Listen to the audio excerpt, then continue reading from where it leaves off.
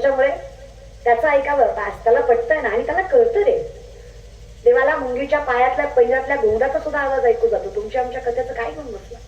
म्हणून विनंती, तुम्ही काळजी करायची नाही. तुका म्हणे सत्य कर्मा व्हावे साह्य, घातली या भय नरका जाणे. तुम्ही फक्त सत्य कर्म करत राहा.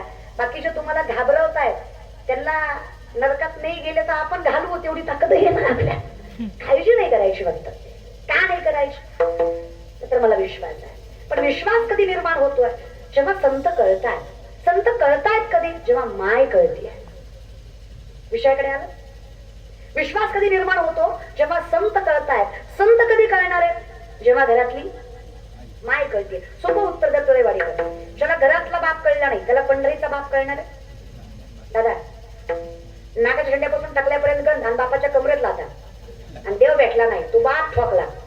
अशा किती पंढरीच्या वाऱ्या केल्या म्हणजे जगाचा मालक भेटणार आहे का ग माय? नवरात्राचे उपास आणि दसऱ्याला बोकड आणि देवी कुपती म्हणत पोत्यात घालून हाणली पाहिजे. असला भामटा परमार्थ कोण शिकवतो रे तुम्हाला? देव कोपतो वगैरे. ते कधीच कोपत नाही आणि कोपतो तो देव नाही. कारण आमची जनाई देवाला काय म्हणतो माहिती? देव कोण आहे माझ्यासाठी? जनाई माझ्याचं वर्णन आहे.